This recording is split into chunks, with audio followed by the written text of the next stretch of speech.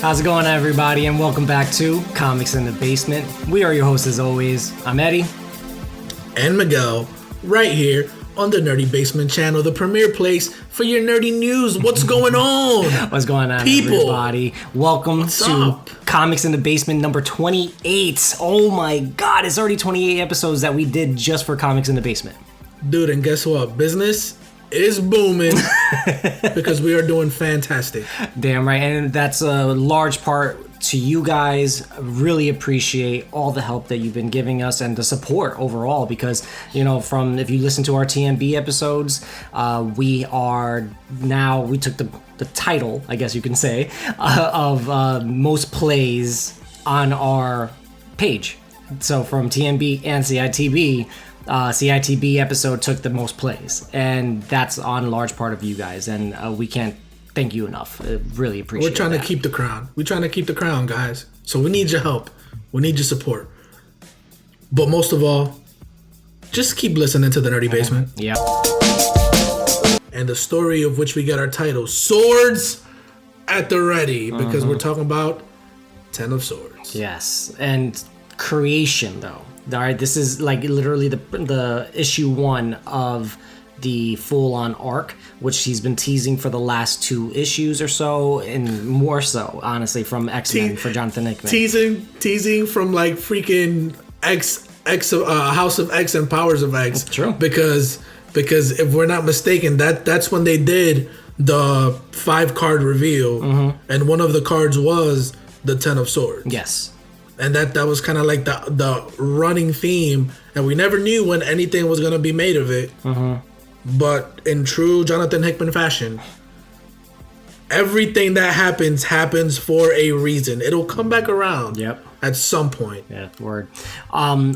Definitely more entangled with this arc. This event for X-Men and everything right now than I was prior.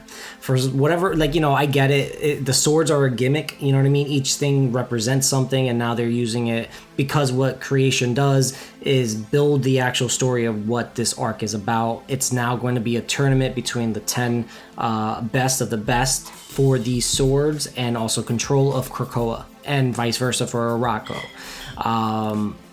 Full circle, we understand that this all dates back to the very beginning of Apocalypse, when Apocalypse wasn't just the only mutant, but he was definitely still one of the most powerful, and where everything came to circle. Because it's interesting to see that, because also in X-Men number 12, if you guys read that, I know this, but it's still all intertwines. Everything intertwines. It's all encompassing. Yeah, don't get me wrong. They're I think we mentioned it before.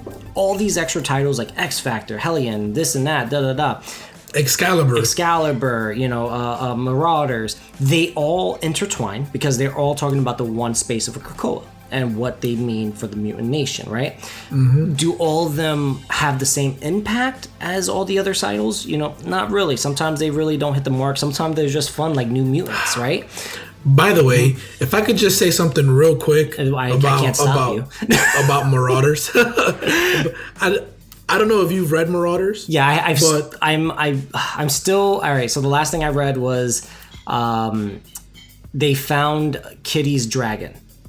Okay, that's it. That's the last thing I read. Spoiler, big spoiler. It happens. Like Kitty's still alive. All right, Kitty died, but then they brought her back. So she's on. That's how she's on the island now. Yes, and then so she still can't walk through the portals or anything like that, the gates, but she came back. She's on the island, so she had to go through like a quick little arc of how to be on the island, and she remembers who killed her. Good. Sebastian Shaw killed her. So she's staring him down from the other side. So she decided, what's something cool that I can do to like show how serious I am now, how badass I am. I know, I'll get a tattoo on my knuckles that say "Kill Shaw." I was like, are you freaking kidding me? Oh, so that's where it comes from. Yeah, I was like, that's not cool. You know what's funny though? That doesn't make you cool. Well, tattoos do make you look cool. Not Kitty though. I'm sorry, Kate. I'm sorry, your shoulder tattoo makes you look a little bit cooler than what you did before. Nobody can see my shoulder tattoo, and today I don't like my shoulder tattoo because I got it when I was 20 and drunk and stupid. Yeah, and I'm makes gonna sense. get and I'm gonna get my whole shoulder, my whole arm redone in like a cool like DC Comics homage. Which Just make sure you get We'll a good, talk We'll good talk guy. about it a later date. Dude, I've been looking for 4 years for a good tattoo artist, someone who I can trust. Slash to bring also my is vision very to life. good with over like touch up. Well, I'm sorry. Cover-ups. Yeah, cover ups. Thank you. Yeah. It's been a while, but yeah. But we digress. This is not Yes. the tattoo hour. So- This is just goes to Yeah. prove your point how like everything is interconnected. Yes. Anyway. And so when that with issue 12 of X-Men, they got to the whole point that Summoner actually gives more of the backstory to Apocalypse himself and how Krakoa actually was the first, like an iteration, just half of the full entity which was Okara. Okara. Like, thank you. So and then was split in half by Apocalypse himself. But since it was so long ago, he Is kind that of what forgot they said? everything. They said Apocalypse did it? He's a part of it. He's the reason why it Okay. happened. But they were saying the Twilight Sword. So and he Yes. sounded like he said when he was explaining it to the council, he's the one that split it. He was like, I sacrificed everything to keep this island alive and send everything else to the other side. Okay, yes. So, but we don't know, like, we still don't know where everything got separated. Like, okay, cool, he separated it, but we don't know where that all stemmed from. We don't know. Meaning? Like, meaning Okara was what we believe to be on the other side. No. So, no. how did a portal... No, Go ahead, I'm so sorry. it's Okara was the full nation. Okay, Right. Okara Right, was but it the was- full island, but then Araco. All right, Araco is what a piece of that is what merged to the Krakoa recently. yeah. All right, so but what are you saying that you mean it was the other side? I'm saying, like, okay, so you know how they traveled through the gate from Krakoa to get to the other side, what they call the other side? The other world. Right. Oh, thank you. Yes, Otherworld. Okay. I'm thinking that Okara was in Otherworld. And when he split it, the gate opened, which brought Krakoa into, I guess, the Marvel 616 universe. Oh, okay. No. Okay. So no. He said it. Krakoa has been there for as long as he has been, but for whatever reason, it's gone unnoticed for a Yeah, lifetime. but where did it come? Okay, so it's been there, but it came from the splitting of Okara, which created But it Araco stayed and on Krakoa. 616. Krakoa was always there. Krakoa stayed on Earth, but since it's sentient, it kept moving on its own. That's the reason why no one really found it, and nor could Apocalypse find it right away. You know what I mean? Okay. He needed the help of other mutants to do it. But Krakoa is just as old as Apocalypse, maybe older Right. because it started. Right, but then how did Araco end up on Otherworld? So that is like most likely came through a portal, the same way Summoner did. Remember, we learn he is now the messenger to come in and connect things back. You know what I mean, and also start the war again. Which we knew that he was being deceitful. We just thought. I honestly know. didn't. I didn't. So when I say we all thought he was being deceitful, I thought he was being deceitful, but he was being deceitful in league with Apocalypse. Okay. Right? Okay. Right? I thought Apocalypse had this grand scheme, this grand plan, and the Summoner was part of the grand plan. I didn't realize, and by the way, guys, if you haven't already noticed, major spoilers. Major spoilers. So sorry. I personally didn't realize that he was going to betray Apocalypse in league with none other than Apocalypse's own kids. Yep. Well, So his parents. Because that number. touche. I didn't think of it that way, but you're absolutely right. Yeah. I thought of it like oh, Summoner, grandfather, kind of like you know, who are you, mutant? Yeah. No, he's literally like creation is good because it's finally putting things to full circle. His kids are his original 4 horsemen. All right, and because one of them is War, the other one's Famine. Like all of them are his original horsemen. He's Apocalypse. You know what I mean? And his deceased wife is Genesis, which I'm pretty sure she's still technically alive, but in a different form. I think so too. You know, because they showed that one card. They showed that one card that, you know, Yes. she fought that other person, but I feel like they just Yes. merged, right? So, you know, he sacrificed his family, his children, and all that. Now, War and I'm not sure who the other one, which one was the other one at the time. They're the ones that birthed Summoner. So the Summoner is Which, by a the grandson. way, incest. That's Egyptian culture. That's Roman culture almost. Like that's like every culture. If you think about it, it gets really dark and ugly if you think about it. Like if you, all right, we can go side tangent. If you think about it, the story of Adam and Eve, how the hell did after they had their first kids, right? How else did they actually have more kids to actually have sex, right? Because apparently, which biblically makes no sense, but I digress. Because apparently, outside of the garden, Mm-hmm. outside of the Garden of Eden, there were people. There were still people. How did those people get there? I don't know. But there were people outside the Garden of Eden. Well, again, So- and then when they went to the Garden of Eden, none of them found them, but she had a bunch of kids, and some of those kids probably had to have sex with her Well, since 'cause- she was still the only woman. Well, because they got kicked out of the garden. Yeah, but that's what I'm When saying. she But sinned. remember, all those people were still out there, right? But then they couldn't Yeah. find each other right away. Like, and then, Yeah. so then their kids didn't have to technically have sex with their mom. I see what you're hey, to be fair, Adam had sex with himself because Eve was pulled from his rib, so it's him. All right, that's even more mean- deeper. That's just as mean- weird. Got it. I mean, I'm just saying we're all and by the way, we're not we're not religious, we're not anti-religion or anything like that. You know, that's Speak for yourself. A little bit of fun comedy, for the pod. God understands. He's a funny guy. He creates funny people. All right, calm down, So, calm down. You're not going to get struck by some lightning from Mjolnir, okay? You're fine. You don't know that. It's clear skies, good sir. But yes, It is, back to it is the clear whole skies. execration and all that kind of stuff. You know, Apocalypse now is assuming that what they're doing is going to fight that main big bad that they fought originally, one of their own. The guy that technically has a sword that, like, which is also funny if you think about it. It's weird. Here's also some of the cooler stuff that I'm thinking. Right, they literally are mirroring the society that they originally had, that Apocalypse was originally a part of, on this same island, right?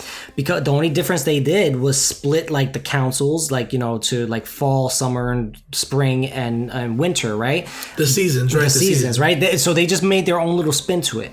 But essentially, when you keep on seeing the creation stuff, when Apocalypse was out there and everything, you show Genesis with the council, there was a Rocco behind them. So the entity that is Krakoa split into two, right? So it was always bigger, but then it was always a part of the island, right? That mutant is still part of there and part of the council. Our mutants made their own council of the mount, so many of the mutants, right? The ones of the highest authority, right? Without anything of Apocalypse actually persuading, right? They did it themselves. To bring a full mutant nation, they literally imitated everything that was done millions of years prior. And when that mutant nation flourished, to then get almost destroyed by a bigger power that was all about death and so on and so forth. So it's really amazing to see that things are still repeating themselves, but just in a slightly different faction.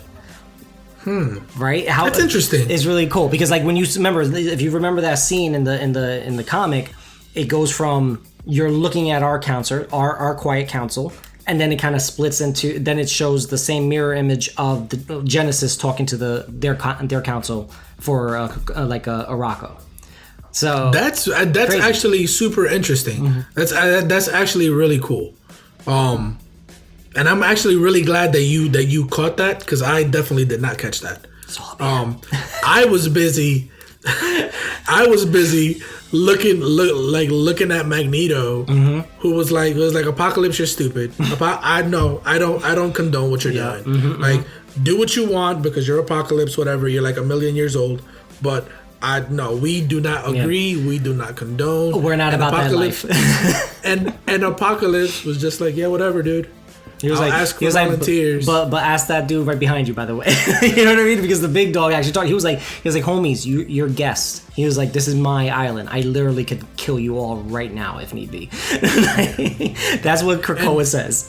And I love how they brought Krakoa into it and kind of let Krakoa kind of stand up for him for itself. Yeah. And not have to always be just an island, but he has a face, he has a body, and even though he has to be translated, like, like to me, it's still dope. Yeah, it's the most ancient language that they have. You know, even Apocalypse knew him when he was still whole, and that's also what it is, right? Krakoa wants to be whole again. He wants it wants what it wants. Simple as that. And it's like, well, I'm going to get it one way or another. And he was like, I hope you guys help. You know what I mean? To do it, right? So then bringing it back full circle again, right? Now Apocalypse has his volunteers all from each part of the council and everything to do so and so on, to then go over to the other world and everything in the Nexus, essentially, where the Citadel sits, and to see that his family has now betrayed him. Because obviously they're angry as hell over the millions of years, the millions of lifetimes that they had to fight, so on and so forth. They had a scene where it was just like, it's like, you ain't my father. Where you been at? But we had to go through this all by ourselves. I was like, oh my God. Snap. And then mind you, Apocalypse is a deadbeat dad. Summoner actually kind of alluded to it, right? He was like, some of us have some people know the story of the one that you are the Messiah, you're the hero, you're the one that did this to come back and save us another day, right? But then the other ones are like, you're the traitor. You know what I mean? You're the one that's self-preserved, right? So he kind of hinted at that real quick, but he was like, but that's not the story I'm telling you, right? Like Courtney's kind of going back to his ego, because that's what it was. Apocalypse's ego, and also his fascination to try to also bring back his own life, what he lost and what he sacrificed, right? To think that, not even realize that his own family already sided with the entities that were warring against him for generations, right? So it's really crazy. And it makes you feel for Apocalypse. Because no, dude, no. Like, Apocalypse never once raised a hand to any of his kids that we saw. And he was there. He's finally, this is what I regret. I regret not being here. I regret not. And he wasn't saying it to really anybody. It was kind of just like exposition. Yeah. Kind of him just speaking his thoughts to us so that we would know what it is that he's saying. And he goes up to his kids and he goes, my children, like, I'm so glad I get to see you guys again. And then they stab him, and he doesn't, like, he's not like, why, or how could you, or nothing, or he doesn't get angry. He gets sad. Yeah. Well, because they were talking the words that he taught him, / also he's lived by. Only the strong survive. Yeah. You have to adapt. You have to evolve, which is mutant kind. And so at the same time, I wouldn't be surprised the next issue we see him in, he's going to be like, I'm so proud of them. They did what they had to do to survive. But at the same time, they should have been strong enough to do it themselves, instead of they should have killed me when they had their chance. Yeah. No, it's also so here's another cool little comparison, right? The guy that they're fighting, the one that used to be them, right? He has a sword that brings every single one of his soldiers back to life every night. The sword does it, right? Oh yeah. So they do the same thing. Once we lose their own mutants on Krakoa, they found a way to bring them all back. So they have a cycle of rebirth and immortality of their own. It's like everything is just coming full circle. Like so it's still even though yes, the larger scheme of what is the Powers of X and House of X and so on and so forth, right? It's still supposed to go up to the whole point of the machine merging. You know what I mean? The greater AI controlling all over humanity, right?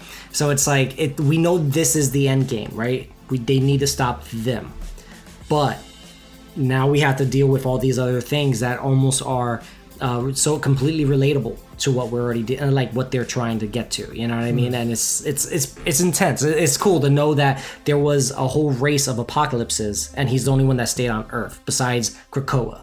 You know, this is why I'm actually interested. Hickman really did take the mutant origin and flipped it on its head. He did something completely different. And speaking of mirroring things, now we have a mirroring of swords, right? And they go through all 10 blades of Arakko, and what are going to be the 10 blades of mutant kind or Krakoa or whatever it is that you want to call it. Yep. So it's a perfect. It's like you're saying, it's a perfect mirror, right? 10 swords here, 10 swords here, 10 of your best fighters here, 10 of their best fighters here. Their quiet council, our quiet council, their horsemen of that, their four horsemen, our four horsemen. So I like that. Yeah, I like that. It's really it's cool. a perfect mirror, and it goes back to all the way to where Hickman started this, right? All the lives. Are these lives inside of time or outside of time? Is this battle going? Where is this battle going to be held? Is this the turning point that kind of encompasses what Moira has seen in her previous lifetimes? Exactly. Like, there's so much going on. And by the way, we didn't even mention the end of the story, which was the sword of all swords, the sword space station. Which is also true. Which I wonder if somebody's going to try to wield that, which is weird. Or maybe they're just doing it as like, hey, we might as well take it over. No, dude, that would be dope.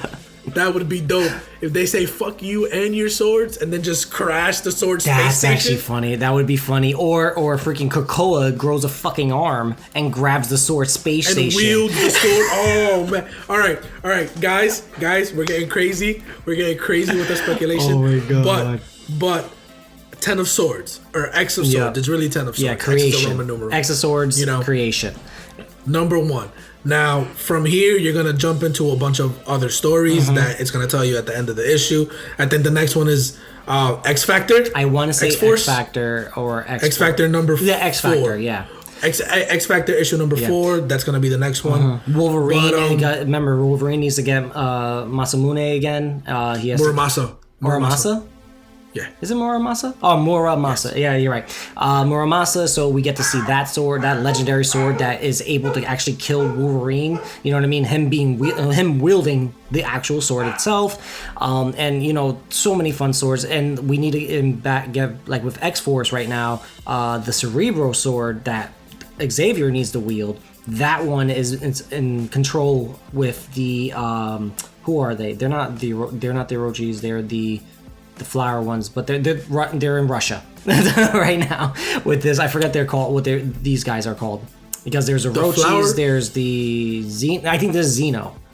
I want to say this. Dude, I have no idea. I'm so far back. I just read 10 of Swords. Oh, God. Just so we could talk about the issue. I'm glad at least you read X-Men 12 though. I'm glad you at least did that. So then, well, no, I mean I collect, even though I collect everything. Yeah. Or almost everything. Too much, people. Too much. If you look behind him, he actually has a bunch. Yeah. No, don't do it. You don't need to show him. So much. But yeah, guys. So like, there's so much to unpack. There really is.